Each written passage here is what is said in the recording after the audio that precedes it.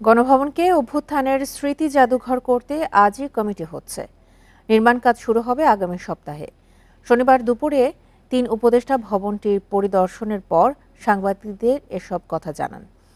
উপদেষ্টা নাহিদ ইসলাম বলেন, বিশ্ববাসীকে ফ্যাসিবাদ সরকারের শেষ পরিণতি জানাতে ছাত্র জনতার আন্দোলনের নিদর্শন তুলে ধরা হবে এই জাদুঘরে।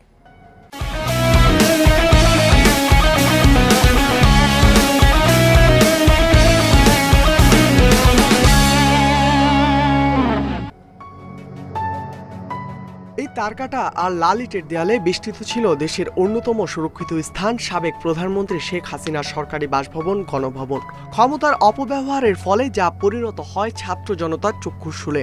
অবশেষে ৫ আগস্ট গণ অভ্যুত্থানের মধ্য দিয়ে স্বৈরাচারের অবসান হয়। বিজয়ের দিন অনেকেই উল্লাসে ঢুকে পড়েন গণভবনে, কেউ আবার ঘটান ক্ষোভের বহিঃপ্রকাশ। সেখানের অনেক কিছুই পরিণত হয় ধ্বংসস্তূপে। বৃহস্পতিবার উপদেষ্টা পরিষদের বৈঠকে এটিকে জুলাই গণ অভ্যুত্থানের স্মৃতি জাদুঘরে রূপান্তরের সিদ্ধান্তের পর শনিবার ভবনটি পরিদর্শন করেন অন্তর্বর্তী সরকারের ৩ উপদেষ্টা। আগামী সপ্তাহের মধ্যে জাদুঘর নির্মাণ কাজ শুরুর আশ্বাস দেন তারা।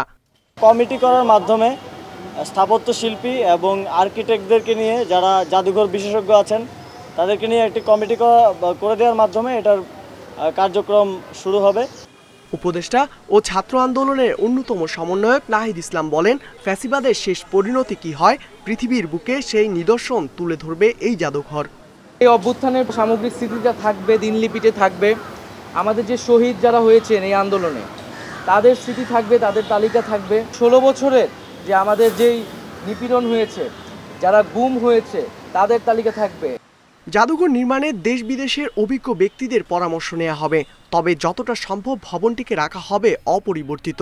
বড় কোনো ধরনের পরিবর্তন করতে গেলে সেই স্মৃতিটা হারিয়ে যাওয়ার শঙ্কা থাকে। এজন্যই অবশ্যই এই গণভবনকে বর্তমানে আদলে রেখেই কিভাবে জাদুঘরটা করা যায় এবং গণপরিসর হিসেবে এটাকে ডিজাইন করা, যেটা শুধু জাদুঘর এবং গণপরিসর এই দুটোকে একসাথে মিলে পরিকল্পনা করতে হবে। গত 16 বছরে যে ফ্যাসিবাদের জন্ম হয়েছিল তার মূল কেন্দ্রবিন্দু ছিল এই গণভবন। দেশের তরুণ প্রজন্ম চায় নতুন করে এই দেশে আর কোনো ফ্যাসিবাদের জন্ম না হোক। তাই জুলাই গণ অভ্যুত্থানের স্মৃতি হিসেবে এই গণভবনকে দেখতে চান তারা। ইকরামুল কবির, ইন্ডিপেন্ডেন্ট নিউজ, ঢাকা।